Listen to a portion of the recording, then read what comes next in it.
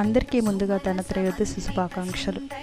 ధనత్రయోదశి రోజున లక్ష్మీదేవి, కుబేరుడు, ధన్వంతరిని పూజించడం, కొత్త వస్తువులు కొనడం, దీపాలు వెలిగించడం వంటివి చేయాలి.